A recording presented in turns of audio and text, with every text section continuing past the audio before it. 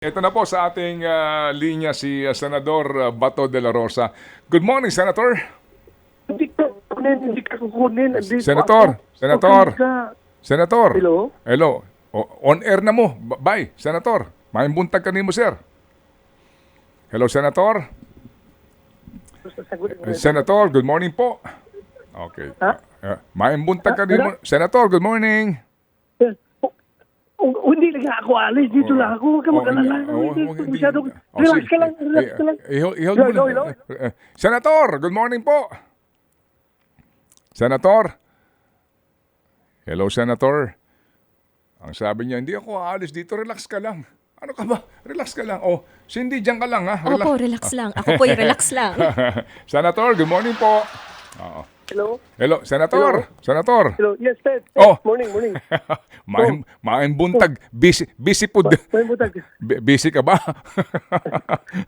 Hindi. Pinaparelax. Pinapakalma ko lang si Atty. Laika kasi hysterical na naman. Hysterical na naman na... Okay. Oo. Mawawala daw kami. Alis daw kami. Bakit ka mag-hysterical dyan na andito lang naman kami? Okay, kasama niyo po ngayon si Atty. Lopez, Senator. Yes, Ted. Opo, sige po. Yes, Ted.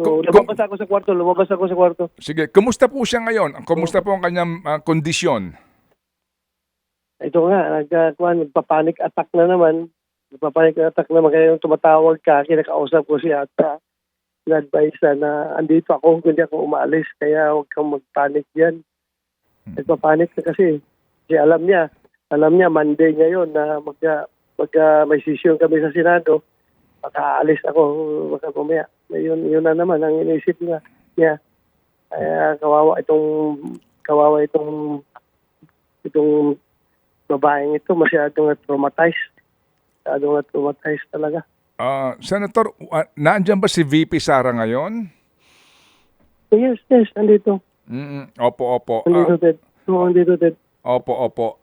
Senator, well, sana nga pwede namin makapanayam si VP Sara kung sakali kung papayag siya, pero sa ngayon po, sir, ano po ang inyong masasabi dito po sa mga pangyayari over the weekend, sa mga napanood natin na mga statement po ni VP Sara? Ang iba nga po ang reaksyon na ay investigasyon ng DOJ at mga sinasabi pong posibleng kaso. Paano po ito? What's your take on that, Senator? Well, everything depends on them, no, Ted. No, wala ko tayong control sa kanila kung anong gusto nilang gawin. They can do whatever they want to do. Kahit na wala pang sinabi si Inday Sara na gano'n, naalata naman na kinikipit na niya masyado nila si Inday Sara. Kaya in every action, there is a corresponding reaction, Ted. So sana, walang action na panggigipit para hindi naman mag-react ng ganitong reaction rin yung tao. Normal lang yan sa tao na ginikipit at isipin mo, Vice President ka, you're the second highest official of the land, tapos ganun ang treatment ng gobyerno sa'yo. So, normal lang naman na maging frustrated yung tao at makapagsabi ng kung ano-ano. Kaya, as I've said, matagal na yung pagigipit nila. Kung gusto pa lang dagdagan pagigipit, sige, kasuhan nila. Kung anong gusto lang ikaso, lahat ng pagigipit, gawin ninyo. We're sick and tired of this government. Sick and tired. Gawin nila kung anong gusto lang gawin. Senator, kung mamarapatin po ninyo, ang reaksyon nung iba na nagmamasid rito ay nung panahon ni Pangulong Duterte, nagkaroon po ng threat sa kanya sa social media. Isang guro ito, agad pong kinasuhan at actually nga nakulong pa eh. Yun daw pong ibang mga tao kapag nag-bomb joke ka, kulong ka kaagad. Ito pong statement ni VP Sara, klaro po yung sinasabi niya, na yung nga, narinig po niyo ito. Paano daw dapat tanggapin ng Pilipino ito na pag si VP Sara parang iba ang gusto niyong treatment, pero kapag ibang tao, lalo na ang pinagbabantaan yung dating Pangulo, iba ang treatment. How do you address that? As I have said, Ted, tingnan lang nila kung anong nabayulit sa batas ng statement na yun. Kung it is it constitutes grave threat or it constitutes unjust vexation or whatever. Gawin nila anong gusto nilang gawin. Wala namang kaming pakialam dyan kasi hindi naman sila kontrolado. Huwag na nilang ay dadaan pa sa mga padisinti-disinti, pa-moral standards na yan. Kasi in the first place, tanungin niyo muna kung nasaan moral sa mga taong nanggigipit sa kanya. Yun lang. Huwag nating ilagay kagad sa context na gusto ni Bibi Sara ng double standard na ibang treatment sa ordinaryong tao, ibang treatment sa kanya. No. Inihingi ba niya yan? Kung meron kayong gustong ikaso-kasuhan niyo, huwag niyo sige maraming sinasabi na ganun, just to get the sympathy of the people kuno na masama itong ating Vice President. Alam niyo, as I've said, in every action, there is a corresponding reaction. Lahat ito'y nangyayari as a matter of reaction coming from the Vice President dahil sa action na ginagawa nila. So, yun lang ang natin. Hindi siya humingi ng double standard na separate treatment. Pagka-ordinary tao ito na natutulog na lang sa sahig ng maliit na foam na gamit. Kaya special treatment ang papakita ninyo dyan. Dito, gusto ko, ipakita ko sa iyo yung higaan ni Inday Sara. At saka yung malong na ginagamit niya dito para makatulog lang at makasama kay Atty. Laika. Dahil si Atty. Laika talaga hysterical palagi pag nawawala ako. So, ganun sana ang pagtingin nila. Hindi yung, bakit? Narinig ba nila coming from her na she wanted special treatment? No. Itong mga tao na mga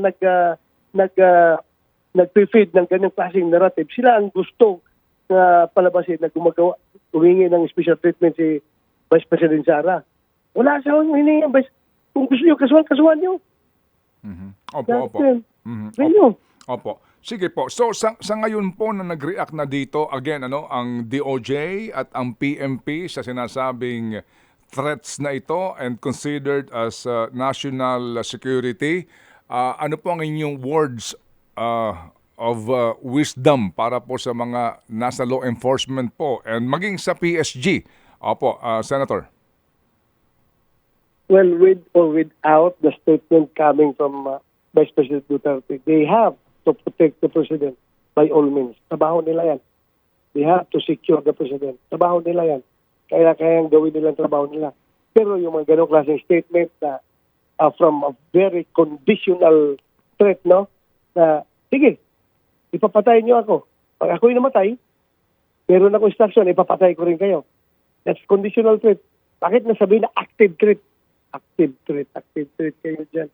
Anong active threat dyan? Very clear nga ang condition eh. Ipapatay niyo ako. Sige, pag namatay ako, merong taong papatay sa inyo. Ganun lang naman eh. Patayin niyo muna siya. Bago niyo makonsider na active threat yan kung namatay siya. Hindi naman siya namatay. Hindi man niyo pinapatay. So, anong active threat yan? Conditional. Very conditional yung statement na yan. Gusto lang kasi ng mga tao na talagang palakihin. Senator, kayo po bilang dating Chief PNP, hindi siguro nakapagtatakahan. Meron pa kayong mga sources, no? Sa intelligence community, kung meron man, totoo bang may banta sa buhay ni VP Sara? Meron siya natanggap na informasyon, Ted. At ako rin, may natanggap rin ako. Kaya andito ako. Magkamatayan man, Ted, hindi ko iwan ito si Inday Sara. Andito ako, Ted. I'm ready to fight. Whatever, kung anong threat na gusto nilang ipalabasin, hindi ko iwan itong aking kapatid. So, sabi nga po ninyo, meron kayong session at abala kayo sa budget. Will you attend the session today, Senator? Titingnan ko kung mag-stabilize itong sitwasyon. Mag-stabilize ito kasi ito nga, nagwawala na naman, umiyak na naman. Makadalhin daw siya sa women's correctional. Masyadong na-traumatize. sana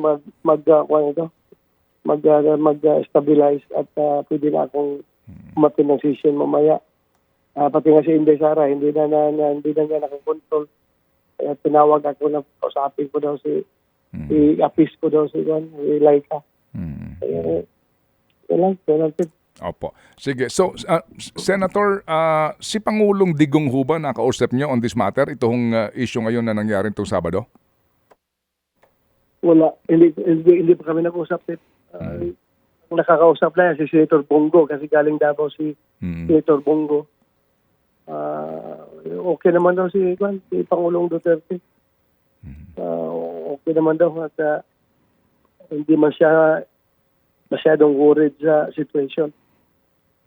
Okay. Sir, sa budget po, ano nakatoka sa inyo? Kasi nasaan ho kayo nasa majority. Ano po nakatoka sa inyo i-defend niyo? DND, Ted. DND. Defense. Yeah, defense and Armed Forces of the Philippines. Saka yung PDEA, then Giros Drugs Board, SPDA, MENDA. Yung mga mayroon akong maliliit na ahensya na hawak. Pero malaki talaga hawak ko, DND at AFP. Opo. Alam niyo na ho ba yung nangyari sa Camp Aguinaldo na meron daw isang colonel na namatay sa barracks, sa kanyang quarters?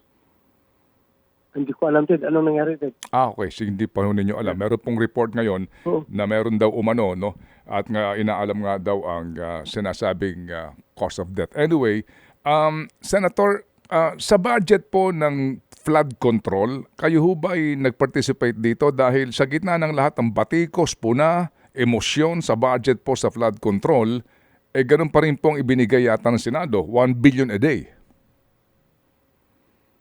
Ang yung flood control, no, since ang nakatutok ng magbantay dyan si Senator Joel Villanueva, pinaubaya na namin kanya yung pagbantay dyan sa flood control dahil siya talagang nakatutok dyan.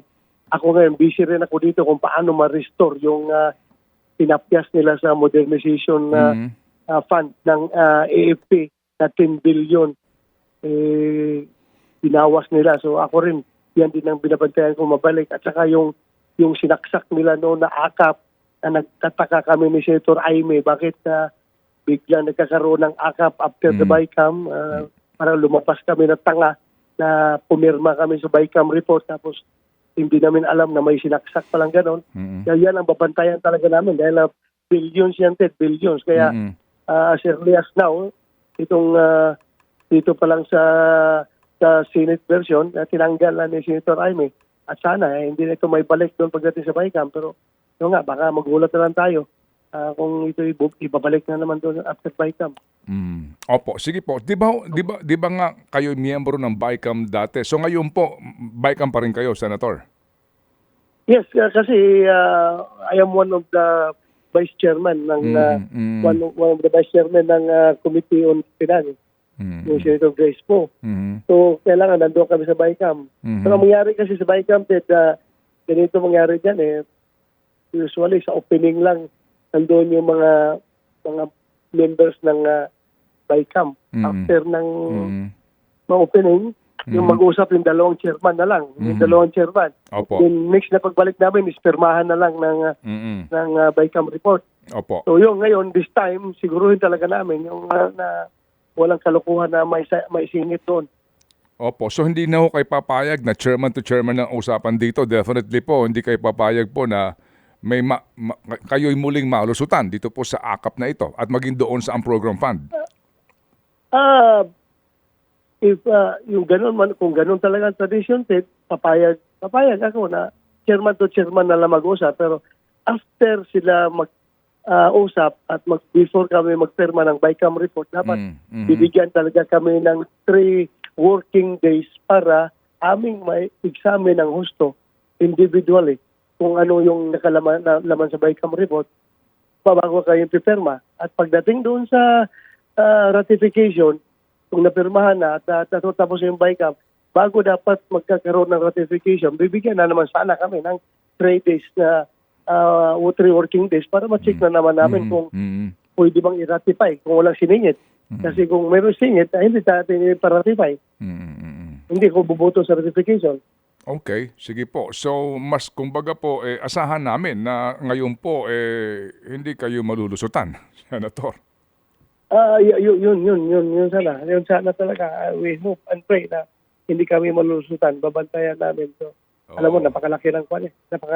Napakakapal nung yung budget, di ba? So, isa-isahin natin yan. Pasahin na naman natin uli.